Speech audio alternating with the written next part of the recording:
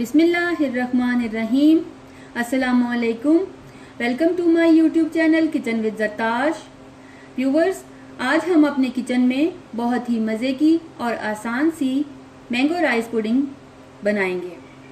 ये रेसिपी बहुत ही सिंपल है और इसमें जो इंग्रेडिएंट्स यूज़ होंगे वो तकरीबन सभी घरों में, हर किचन में ही मौजूद होते हैं। ये रेसिपी बनाने में जितनी आसान है, इसका रिज़ल्ट उतना ही अच्छा है। आप इस रेसिपी को ज़रूर ट्राई कीजिएगा। ये रेसिपी आपको और आपके घर वालों को बहुत पसंद आएगी। इससे पहले कि मैं अपनी रेसिपी की तरफ चलूं, मैं अपने तमाम नए देखने वालों से ये कहना चाहूँगी कि अगर आप मेरे चैनल पर नए हैं तो मेरे चैनल को सब्सक्राइब कीजिए। बेल आइकन पर क्लिक करने से आपको मेरी तमाम नई आने वाली वीडियोस का नोटिफिकेशन मिलता रहेगा। और अगर आपको मेरी वीडियोस अच्छी लग रही हैं तो इनको लाइक कीजिए, शेयर कीजिए। तो चलिए अब हम अपनी रेसिपी की तरफ चलते हैं। इस रेसिपी के लिए हमें जिन इंग्रेडिएंट्स की ज़रूरत है, सबसे पहले आपके साथ मैं वो इंग्रेडिएंट्स शेयर करना चाहूँगी। इसके लिए मैंने आधा कप चावल ले लिए थे। चावलों को मैंने 2 से 3 घंटे के लिए साफ़ करने के बाद भिगो के रख दिया था। अब ये बिल्कुल नरम हो चुके हैं। उसके अलावा आधा कप टेट्रा पैक क्रीम चाहिए, आधा कप हम चीनी का इस्तेमाल करेंगे, 3 अदद अंडों का इस्तेमाल करेंगे, 1 टीस्पून वनीला एसेंस का इस्तेमाल करेंगे, 3 कप दूध ले लिया और 1 कप कटे हुए आम। इन तमाम चीज़ों को इस्तेमाल करते हुए हम अपनी बेहतरीन मैंगो राइस पुडिंग रेडी करेंगे। कोई भी हैवी बॉटम पैन ले लीजिए। इस पैन के नीचे मैं फ्लेम को ऑन कर रही हूँ।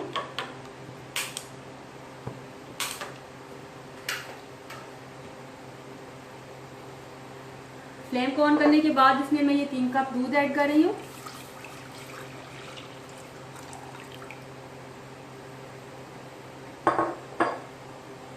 दूध ऐड करने के बाद ये जो चावल हमने 2 से 3 घंटे के लिए भिगो के रखे हुए थे, ये इनका पानी मैंने निचोड़ दिया था और मैंने इनको हाथों से यूँ अच्छी तरह से क्रश कर लिया। आप भी इस तरह से, चावल क्योंकि सॉफ्ट हो चुके हैं, इनको हाथों से ही यूँ क्रश कर लीजिए, इनका चूरा चूरा कर लीजिए और उसके बाद हम इनको इस दूध में ऐड कर देंगे।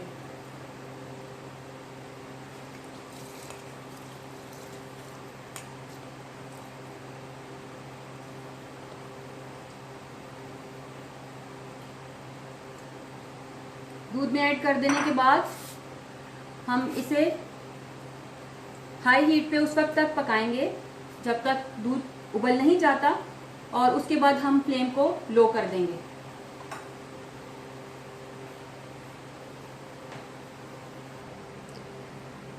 तकरीबन 4 से 5 मिनट के बाद दूध जब उबलने लगा है तो अब मैं इसकी फ्लेम बिल्कुल स्लो कर दूंगी और इसको तब तक कुक करूंगी जब तक इसमें जो हमने चावल ऐड किए थे वो गल नहीं जाते। जी व्यूवर्स, चावल हमारे अच्छे से गल चुके हैं। तकरीबन 10 से 15 मिनट मैंने इनको बिल्कुल लो फ्लेम पर, दम वाली आंच पर कुक किया। ये देखिए, अब चावल अच्छे से गल चुके हैं। अब इस स्टेज पे मैं इसमें चीनी ऐड कर रही हूँ। आधा कप चीनी जो हमने ली थी वो इसमें ऐड करके मैं इसे कुक करूँगी, इसे मिक्स करूँगी। तकरीबन 3 से 4 मिनट के लिए मैं इसे कुक करूँगी ताकि जो इसमें चीनी का पानी या लिक्विड सा जो बन गया है वो ड्राई हो जाए।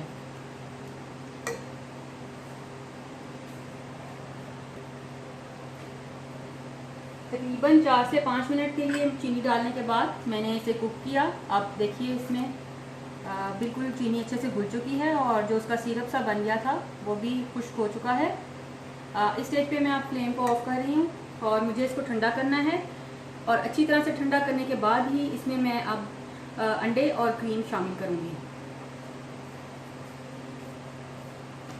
खीर को हमने अच्छे से ठंडा कर लिया है। ये बिल्कुल ठंडी हो चुकी है। इसमें मैं अब आधा कप क्रीम ऐड कर दूंगी।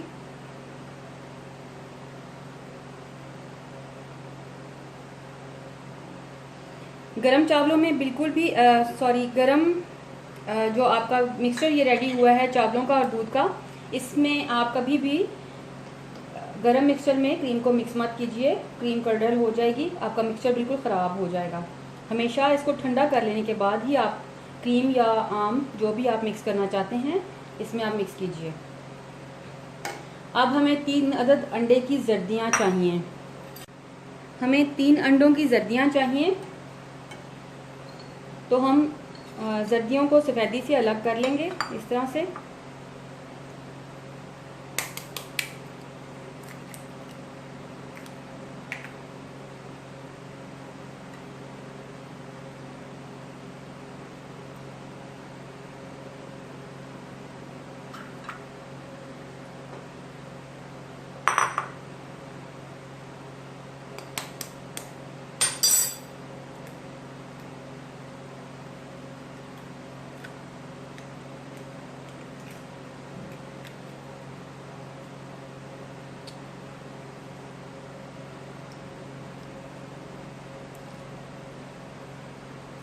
इस तरह से तीनों अंडों की जर्दियाँ हमने अलग कर ली।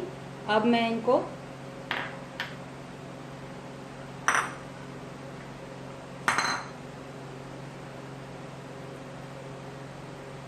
इसमें मिक्स कर दूंगी।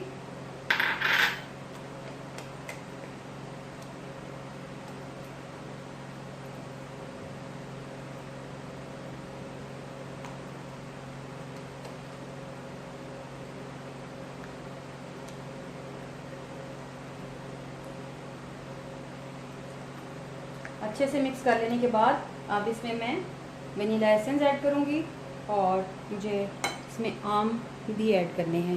तकरीबन 1 कप आम है। एक बड़ा आम मैंने ले लिया था, उसको अच्छे से वॉश करके मैंने उसके छिलके उतार के और मैंने इस तरह से क्यूब्स काट लिए थे। कोई भी अच्छी क्वालिटी का आम जो भी आपको पसंद हो आप ले लीजिए। 1 टीस्पून तकरीबन हम इसमें वनीला एसेंस ऐड कर रहे हैं और उसके साथ मैं ये 1 कप के करीब मेरे पास आम कटे हुए पड़े हैं, ये मैं इसमें ऐड कर रही हूँ। ये ऐड करके हम इसमें अच्छे से मिक्स कर देंगे, इनको फोल्ड कर देंगे इसमें।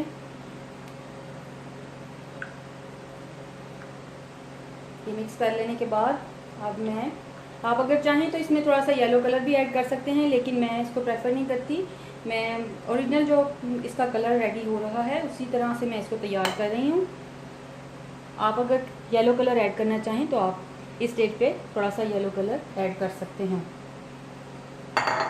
ये मैंने बेकिंग बाउल ले लिया है।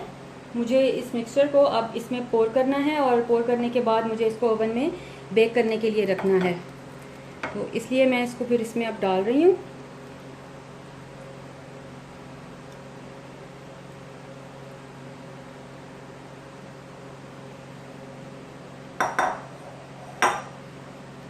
ये हमारा मिक्सचर अब रेडी है।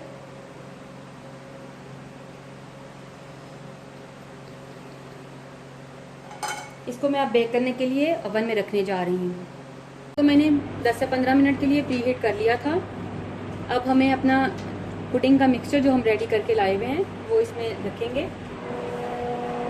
इसकी सेंटर शेल्फ पे मैं इस बाउल को प्लेस करूँगी।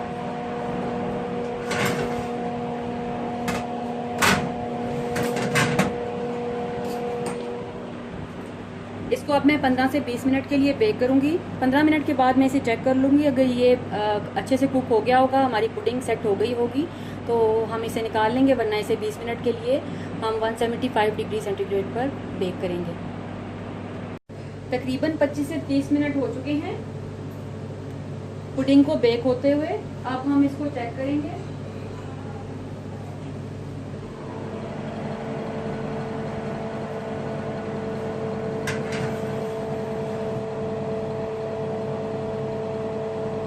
देखिए स्टिक बिल्कुल क्लीन है, इसका मतलब है हमारी पुडिंग बिल्कुल अच्छे से सेट हो चुकी है, कुक हो चुकी है। अब मैं ओवन को ऑफ करके इसको निकाल लूँगी और इसे ठंडा करने के लिए रख दूँगी। लीजिए व्यूवर्स, बेहतरीन मैंगो राइस पुडिंग रेडी है। आप इसको अच्छी तरह से ठंडा करने के बाद ही अपने मेहमानों को या अपने घर वालों को सर्व कीजिएगा। ये बहुत ही मज़े की रेसिपी है, इसको ज़रूर ट्राई कीजिएगा और रेसिपी को ट्राई करने के बाद मुझसे अपना एक्सपीरियंस ज़रूर शेयर कीजिएगा, क्योंकि आपकी राय मेरे लिए बहुत कीमती है। अगर आपको मेरी वीडियोस अच्छी लग रही हैं तो इनको लाइक कीजिए, शेयर कीजिए, मेरे चैनल को सब्सक्राइब कीजिए। अगर आप मुझे कोई सजेशन देना चाहते हैं या मुझसे कुछ पूछना चाहते हैं तो कमेंट बॉक्स में कमेंट कीजिए। Thank you.